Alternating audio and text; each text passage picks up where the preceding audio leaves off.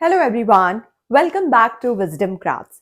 आज हम class 11th के नेक्स्ट टॉपिक को डिस्कस करने जा रहे हैं, जिसमें हमारे पास अगला टॉपिक है work energy theorem for a constant force. देखो, अब हमारे पास हमने इस चैप्टर में अभी तक दो चीजों को डिस्कस कर लिया है। एक तो एनर्जी और एक हमारे पास है वर्क डन। अब इन दोनों के रिलेशन को हम एक थ्योरम में कन्वर्ट करके कांस्टेंट फोर्स के लिए एक आप कह सकते हो कि रिलेशन को डराइव करेंगे।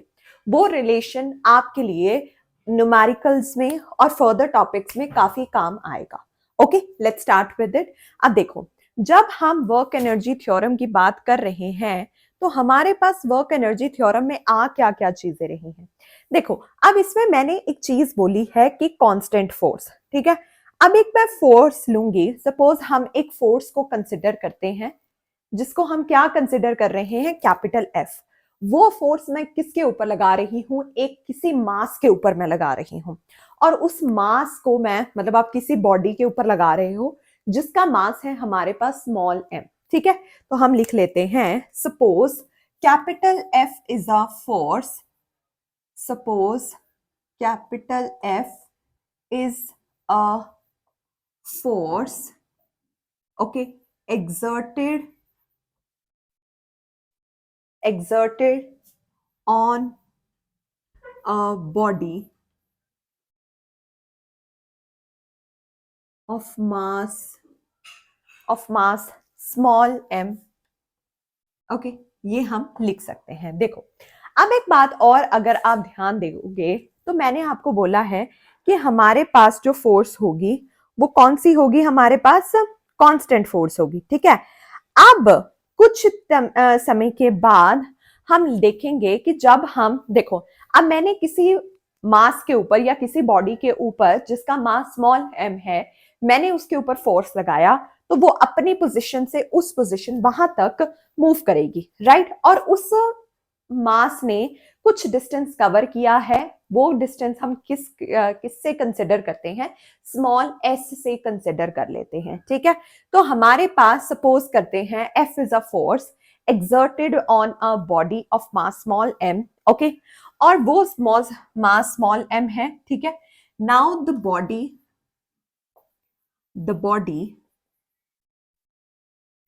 covers a distance small s, ठीक है। अब जब उसने मतलब कि अब उसने स्मॉल डिस्टेंस कवर किया तो उसकी वेलोसिटी भी चेंज हो गई। सपोज उसके पास इनिशियल वेलोसिटी u थी, अब जब उसने डिस्टेंस को कवर किया तो उसकी जो वेलोसिटी हो गई वो स्मॉल v हो गई, ठीक है। So the change, sorry, the velocity changes, the velocity changed, okay, from small u to v, ठीक है। u से वो v तक चली गई।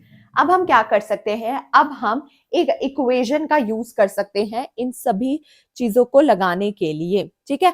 वो इक्वेशन ऑफ मोशन हम क्या यूज कर सकते हैं, ठीक है, we can use equation of motion, ठीक है। अब देखो, हमारे पास तीन चीजें हैं, एक है हमारे पास u है, v है और s है। तो क्या मैं थर्ड इक्वेशन अप्लाई कर सकती हूँ? बिल्कुल अप्लाई कर सकती हूँ। That is v square minus u square is equal to 2as, right. यहां तक आपको, आई होप आपको यहां तक तो अच्छे से समझ में आ ही गया हो, ठीक है। अब मुझे रिलेशन फाइंड आउट करना है तो मुझे कुछ चेंजेस तो करने पड़ेंगे।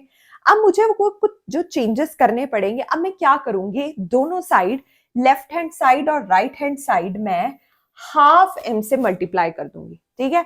अब मैं किससे मल्टीप्लाई कर दूंगी, हाफ m से, ठीक है। मल्टीप्लाई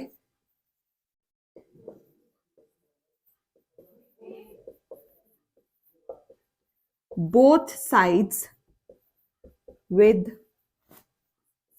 half m, ठीक है, हाफ m। अब करो जरा, हाफ सॉरी v स्क्वायर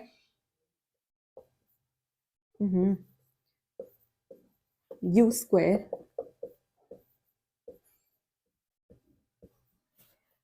ये कट गया, ठीक है। ये तो यहां से 2 से 2 तो अच्छे से कट ही जाएगा, ठीक है। तो बचा क्या मेरे पास, अब एक दोबारा मैं लिख देती हूँ, हमारे पास बचा क्या, half M V square minus half U M U square और इधर एम ए एस बचा, ये बचा। अब देखो, अब हमारे पास जो नेक्स्ट चीज है वो हम क्या लेंगे कि हमारे पास ड्यू टू मतलब कि न्यूटन का जो लॉ है, वो लॉ क्या है हमारे पास कि जो अगर आप ये चीज देख रहे हो, आपको यहां से कुछ समझ में आएगा, तो मुझे पता है कि एम में किसके इक्वल होता है, एफ के इक्वल होता है, ठीक है, राइट। एफ एम में किसके इक्वल होता है, एफ के इक्वल होता है। तो बाय न्यूटन सेकेंड लॉ, ठीक है, न्यूटन के सेकेंड लॉ से एम में जो है वो किसके इक्वल है, एफ के, ठीक है, जो कि हमारे पास क्या है, applied force. Okay, using Newton's second law, अब सेकेंड लॉ में क्या है, F is equals to M A, ठीक है।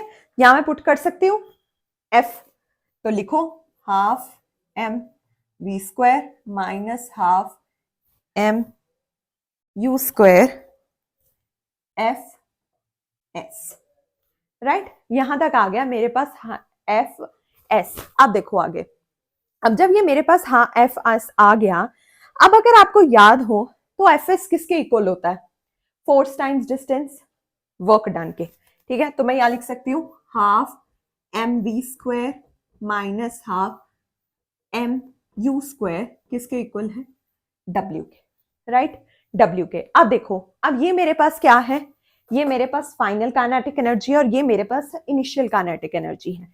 मैं लिख सकती हूँ के F minus K I which is equal to W, right. I hope आपको यहां तक तो अच्छे से समझ में आ गया हो, राइट। ये हमारे पास यहां तक आ गया। अब ये क्या बता रहा है हमें, हमें बता रहा है कि चेंज इन काइनेटिक एनर्जी, ये दोनों change in kinetic energy, obviously जब फाइनल और इनिशियल माइनस हो रही है तो चेंज है, तो क्या है, change in kinetic energy is equals to work done, work done by the object, okay. और ये क्या प्रूव करता है, this proves the work energy theorem.